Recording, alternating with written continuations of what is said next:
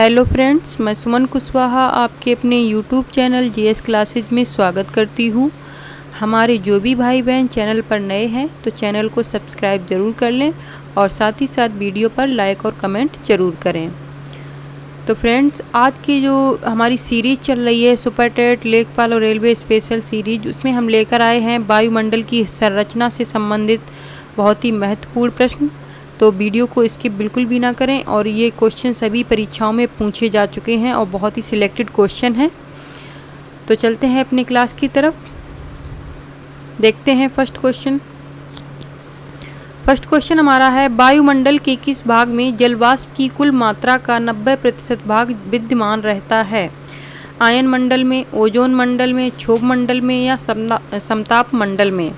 तो जो वायुमंडल का कौन सा भाग है जिसमें जलवाष्प का 90% भाग विद्यमान रहता है, वो है क्षोभ मंडल। यहाँ पे ऑप्शन नंबर 3 सही हो जाएगा। क्षोभ मंडल को परिवर्तन मंडल के नाम से भी जानते हैं और संवहन मंडल के नाम से भी जानते हैं। अगला क्वेश्चन हमारा है, किस वायुमंडलीय परत को मौसमी परिवर्तन की छत कहा जाता है? समताप मंडल, क्षोभ मंडल, आयन मंडल या मध्य मंडल? तो जो मौसमी परिवर्तन की छत कहा जाता है उस मंडल का नाम है क्षोभ मंडल। क्षोभ मंडल को इसलिए मौसमी परिवर्तन की छत कहा जाता है क्योंकि मौसम संबंधी सारी घटनाएं ही क्षोभ मंडल में होती हैं। अगला क्वेश्चन देखते हैं फ्रेंड्स, पृथ्वी के वायुमंडल का कितना प्रतिशत भाग 29 किलोमीटर की ऊंचाई तक पाया जाता है? 29%, 57%, 76% या 97%? तो जो पृथ्वी का जो वायुमंडल होता है उसका मतलब 29 किलोमीटर की ऊंचाई तक कितना प्रतिशत भाग पाया जाता है? तो वो पाया जाता है 97% भाग जो है वो 29 किलोमीटर की ऊंचाई तक पाया जाता है। बाद बाकी जो 3% भाग है वो 29 किलोमीटर की ऊंचाई से अधिक के भाग में पाया जाता है। तो यहाँ पे ऑप्शन नंबर 4 राइट हो जाएगा। अगला क्वेश्चन है हमारा, पृथ्वी की सतह से सबसे दूर वातावरणीय परत को क्या कहते हैं? आयन मंडल, बहिर्मंडल, मध्य मंडल या समताप मंडल? तो जो पृथ्वी की सतह से सबसे दूर जो परत है, वातावरणीय परत, उसे कहते हैं बहिर्मंडल। ये सबसे बाहरी परत होती है और सबसे लास्ट परत यही होती है। अगला क्वेश्चन है हमारा, रेडियो की लघु तरंगें आयन मंडल की किस परत से परावर्तित होकर धरातल पर आती हैं? तो इसके ऑप्शन देख लेते हैं, डी परत है, ई परत है, एस परत है और एफ परत है। तो जो रेडियो की लघु तरंगें होती हैं आयन मंडल में, जैसा कि पता है कि जितने भी उपग्रह वगैरह स्थापित किए जाते हैं, सैटेलाइट भी स्थापित किए जाते हैं, ये आयन मंडल में ही किए जाते हैं और आयन मंडल से ही मतलब परावर्तित होकर कौन सी मतलब परत धरातल पर आती है? तो वो है एफ परत। यहाँ पे ऑप्शन नंबर 4 राइट हो जाएगा। तो फ्रेंड्स, अगर आप लोगों को वीडियो अच्छी लग रही है तो चैनल को सब्सक्राइब जरूर कर लें और साथ ही साथ वीडियो पर लाइक और कमेंट जरूर करें। अगला क्वेश्चन देखें फ्रेंड्स, वातावरण में सबसे ज़्यादा ओजोन का संकेंद्रण कहाँ होता है? क्षोभ मंडल में, आयन मंडल में, समताप मंडल में, मध्य मंडल में? तो जैसा कि आप लोगों को पता है कि ओजोन परत होती है वो समताप मंडल में पाई जाती है और इसलिए समताप मंडल में ही ओजोन का संकेंद्रण पाया जाता है सबसे अधिक। अगला क्वेश्चन हमारा है, कौन सा कथन सत्य है? वायुदाब के घटने बढ़ने की क्रिया को वायुदाब उच्चावच कहते हैं। वायुदाब में उतार चढ़ाव विषुवत रेखा से कम हो जाता है। 60 अंश अक्षांश के बाद वायुदाब का दैनिक उतार चढ़ाव नहीं देखा जाता है, या उपर्युक्त सभी? तो यहाँ पे जितने भी 3 कथन दिए हैं ये तीनों ही सही हैं, इसलिए इसका जो राइट आंसर हो जाएगा वो उपर्युक्त सभी हो जाएगा। अगला क्वेश्चन हमारा है, विषुवतीय निम्न दाब पेटी का विस्तार विषुवत रेखा के दोनों ओर कितने अक्षांश तक पाया जाता है? इम्पॉर्टेंट क्वेश्चन है ये। तो जो विषुवतीय निम्न दाब पेटी है उसका जो विस्तार है वो मतलब विषुवत रेखा जो भूमध्य रेखा होती है उसके दोनों ओर कितने अक्षांश तक पाया जाता है? 5 अक्षांश, 10 अक्षांश, 16 अक्षांश या 20 अक्षांश? तो यहाँ पे इसका जो राइट आंसर है वो हो जाएगा 5 अक्षांश, मतलब उत्तरी ध्रुव में, और 5 अक्षांश दक्षिणी गोलार्ध में। उत्तरी और दक्षिणी गोलार्ध में 5-5 अंश तक मतलब ऊपर नीचे पाया जाता है इसका विस्तार विषुवतीय निम्न दाब पेटी का। अगला क्वेश्चन है फ्रेंड्स, सामान्य वायुदाब कहाँ पाया जाता है? पर्वतों पर, रेगिस्तान में, धरातल पर या सागर तल पर? तो जो सामान्य वायुदाब होता है वो सागर तल पर पाया जाता है। यहाँ पे ऑप्शन नंबर 4 राइट हो जाएगा। अगला प्रश्न हमारा फ्रेंड्स, वायुदाब प्रायः सर्वाधिक होता है जब वायु होती है ठंडी तथा नम, ठंडी तथा शुष्क, उष्ण तथा शुष्क, उष्ण तथा नम।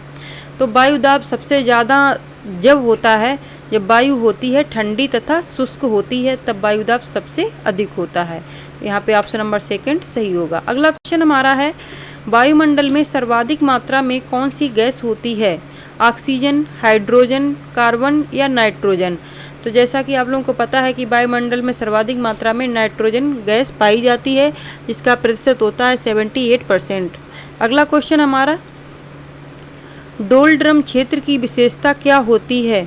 निम्न दाब एवं वायु का अवतलन, निम्न दाब एवं मंद पूर्वी पवन, सामान्य दाब एवं वायु का अवतलन या निम्न दाब एवं शांत पवन।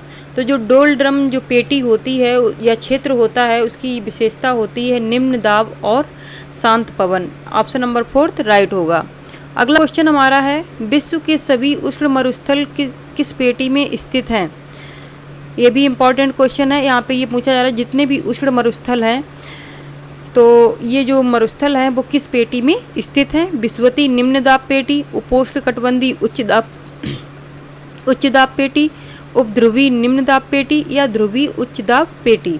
तो इसका जो आंसर हो जाएगा वो हो जाएगा ऑप्शन नंबर 2 उपोष्ण कटिबंधीय उच्च दाब पेटी में ये सभी मरुस्थल पाए जाते हैं। अगला प्रश्न हमारा है, ओजोन परत पृथ्वी से कितनी ऊंचाई पर है? लगभग मतलब होता है तो लगभग कितनी ऊंचाई पर है? 50 किलोमीटर की ऊंचाई पर, 20 किलोमीटर, 30 किलोमीटर या 40 किलोमीटर। तो जो ओजोन परत है पृथ्वी से लगभग 20 किलोमीटर की ऊंचाई पर ये ओजोन परत पाई जाती है। अगला क्वेश्चन हमारा है, पृथ्वी के ऊपर मौजूद वायुमंडलीय परतों की संख्या कितनी है? 4, 5, 6 या 3। तो जो पृथ्वी के ऊपर वायुमंडलीय परतें हैं वो हैं 5 होती हैं। तो सबसे पहले जो सबसे नज़दीक होती है उसे कहते हैं क्षोभ मंडल, जिसमें मौसम संबंधी घटनाएं होती हैं, जैसे कि पता है परिवर्तन मंडल भी इसको कहते हैं, संवहनी मंडल भी कहते हैं। और इसके बाद आती है समताप मंडल। समताप मंडल में वायुयान वगैरह भी उड़ाए जाते हैं और इसकी एक विशेषता ये होती है, इसका जो तापमान है लगभग समान रहता है, घटता बढ़ता नहीं है। इसके बाद आता है आपका मध्य मंडल, और मध्य मंडल ये सबसे ठंडा मंडल होता है। इसके बाद में आती है आयन मंडल। आयन मंडल में आपके उपग्रह वगैरह, सैटेलाइट, ये सभी स्थापित इसी में किए जाते हैं। और लास्ट में है बहिर्मंडल। इस तरीके से ये 5 मंडल हो गए हैं। 5 परतें बोल सकते हैं या मंडल बोल सकते हैं, एक ही बात है। अगला क्वेश्चन हमारा है, वायुमंडल मुख्यतः किससे गर्म होता है? सूर्य की सीधी किरणों से, पृथ्वी के अंदर की ऊष्मा से, पृथ्वी के विकिरण द्वारा, पृथ्वी की गति के घर्षण से। तो जो इसका आंसर हो जाएगा वो हो जाएगा पृथ्वी से विकिरण द्वारा। तो वायुमंडल मुख्यतः पृथ्वी से विकिरण द्वारा होता है। अगला प्रश्न हमारा है, संचार उपग्रह किस वायुमंडलीय परत में स्थित होते हैं? बहिर्मंडल, आयन मंडल, समताप मंडल या क्षोभ मंडल। जैसा कि अभी हमने बताया ही था, जब हमने परतें बता रहे थे तो हमने बताया था कि जो संचार उपग्रह होते, सैटेलाइट होते हैं, ये सभी आयन मंडल में स्थापित किए जाते हैं। इसके लिए इसका जो राइट आंसर हो जाएगा वो 2 हो जाएगा।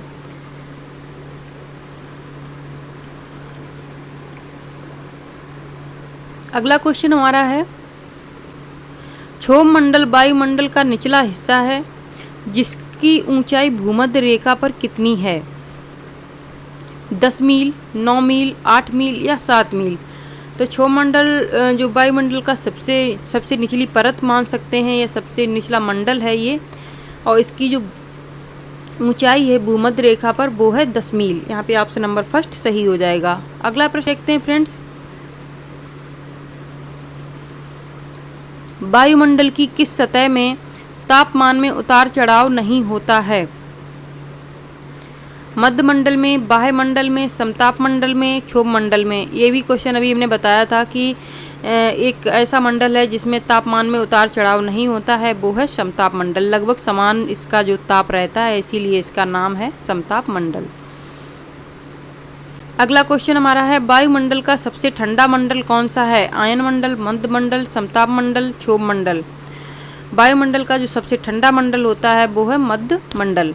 इसमें जो उल्का पिंड वगैरह होते हैं, अगर इसकी कक्षा में आ जाते हैं, मध्य मंडल के एरिया में आ जाते हैं, तो वो जलकर राख हो जाते हैं, क्योंकि जो उल्का पिंड होते हैं वो बहुत गर्म होते हैं और ये बहुत ही ठंडा मंडल है, इसलिए वहाँ पर वो जल जाते हैं। अगला क्वेश्चन है हमारा फ्रेंड्स, कौन सी वातावरणीय परत सूर्य की परावैंगनी किरणों को अवशोषित कर लेती है? समताप मंडल, आयन मंडल, क्षोभ मंडल, ओजोन मंडल। तो जो सूर्य की परावैंगनी किरणें होती हैं उसको ओजोन मंडल अवशोषित कर लेता है। ओजोन मंडल जो कि समताप मंडल का ही एक हिस्सा है।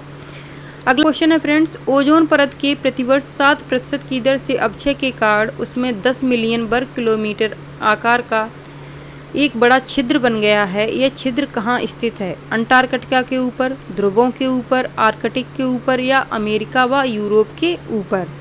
तो इसका जो आंसर है वो है अंटार्कटिका के ऊपर एक छिद्र बन गया है, ओजोन परत में छिद्र हो गया है अंटार्कटिका के ऊपर। अगला क्वेश्चन हमारा है, भूपृष्ठ से परावर्तित अवरक्त विकिरण के अवशोषण द्वारा भूवायुमंडल के तापमान में वृद्धि को क्या कहते हैं? सौरतापन, भूकंपीय प्रवाह, ग्रीन हाउस प्रभाव या सुनामी? तो इसमें जो क्या होता है कि जैसे कोई जो किरणें आती हैं और वापस वो किरणें नहीं जा पाती हैं, उनका अवशोषण नहीं हो पाता है, तो वहाँ पर ऐसी स्थिति में जब वायुमंडल का तापमान जो है वो वृद्धि हो जाती है, बढ़ने लगता है, तो ऐसी स्थिति को हम लोग ग्रीन हाउस प्रभाव कहते हैं। अगला क्वेश्चन देखते हैं फ्रेंड्स, पृथ्वी के वायुमंडल का सर्वाधिक घनत्व कहाँ होता है? समताप मंडल में, क्षोभ मंडल में, मध्य मंडल में या आयन मंडल में? तो जैसा कि पता ही है कि संवहनी मंडल, परिवर्तन मंडल, क्षोभ मंडल को कहते हैं। तो जाहिर इससे ही पता लगता है कि जहाँ पे वर्षा होती है वहाँ पर सबसे ज़्यादा घनत्व भी होगा, परिवर्तन बहुत ज़्यादा होते हैं तो वहाँ भी घनत्व सबसे अधिक होगा। तो ये क्षोभ मंडल है, यहाँ पर सबसे अधिक घनत्व पाया जाता है। अगला क्वेश्चन हमारा, वायुमंडल को विभिन्न परतों में विभाजित करने का मुख्य आधार क्या है? तापमान, वायुदाब, संगठन या घनत्व? तो वायुमंडल को विभिन्न परतों में विभाजित करने का जो मुख्य आधार है वो है तापमान, टेम्परेचर। अगला प्रश्न है, संवहन मंडल और क्षोभ मंडल में तापमान कैसा रहता है? संवहन मंडल और क्षोभ मंडल एक ही बात है, दोनों ही अलग अलग नाम नहीं है, एक ही मंडल के दोनों नाम है। संवहन मंडल कह लो, परिवर्तन मंडल कह सकते हैं या क्षोभ मंडल कह सकते हैं। चलिए देख लेते हैं इसका तापमान कैसा रहता है। ऊंचाई के साथ बढ़ता है, ऊंचाई के साथ घटता है, पहले घटता है फिर बढ़ता है या अपरिवर्तित रहता है? तो जो क्षोभ मंडल का तापमान होता है वो ऊंचाई के साथ घटता है, जैसे जैसे ऊंचाई बढ़ेगी वैसे ही तापमान घट जाएगा। अगला क्वेश्चन देखते हैं फ्रेंड्स, क्षोभ मंडल की धरातल से अधिकतम ऊंचाई कितनी है? 12 किलोमीटर, 18 किलोमीटर, 24 किलोमीटर, 29 किलोमीटर? तो जो क्षोभ मंडल का जो एरिया होता है धरातल से, एक जो कहते हैं जो बाउंड्री होती है, सीमा होती है, वो सीमा है क्षोभ मंडल की 18 किलोमीटर। धरातल से 18 किलोमीटर तक क्षोभ मंडल माना जाता है, उसके बाद समताप मंडल शुरू हो जाता है। अगला क्वेश्चन है फ्रेंड्स, क्षोभ मंडल वायुमंडल की सबसे गर्म परत क्यों है? ये सूर्य के निकटतम है, इसमें आवेशित कण हैं, ये पृथ्वी के पृष्ठ से तप्त हो जाती है या इसमें ऊष्मा पैदा होती है? तो इसका जो राइट आंसर है वो है ये पृथ्वी के पृष्ठ से तप्त हो जाती है, क्योंकि ये पृथ्वी से सबसे नज़दीक परत है और ये पृथ्वी का जो टेम्परेचर है उससे ये गर्म हो जाती है, इसलिए इसको मतलब इसका यही कारण है कि जो क्षोभ मंडल है वो वायुमंडल की सबसे गर्म परत है। अगला क्वेश्चन हमारा है, वायुदाब में अचानक आने वाली कमी किसका सूचक होती है? अत्यधिक ठंडा मौसम, स्वच्छ मौसम, तूफानी मौसम या वर्षा का मौसम? जब वायुदाब में अचानक गिरावट आ जाए तो ये इस बात की सूचना देता है कि तूफान या तूफानी मौसम होने वाला है, ये इस बात की सूचना देता है। अगला क्वेश्चन है फ्रेंड्स, और ये इस सेशन का लास्ट क्वेश्चन है, चलिए देखते हैं। ग्लोब पर दाब कटिबंधों की संख्या कितनी है? 5, 6, 7 या 9? तो जो ग्लोब पर दाब कटिबंध हैं वो हैं 7। यहाँ पे ऑप्शन नंबर 3 सही हो जाएगा। इसी के साथ ये महत्वपूर्ण सेशन आज का यहीं पर समाप्त होता है। तो फ्रेंड्स, अगर आप लोगों को मेरी वीडियो पसंद आई है, उपयोगी लग रही है परीक्षा की दृष्टि से, तो चैनल को सब्सक्राइब जरूर कर लें और साथ ही साथ वीडियो पर लाइक और कमेंट जरूर करें। और वीडियो को जब भी देखें अपने फ्रेंड्स के साथ में शेयर करें। धन्यवाद।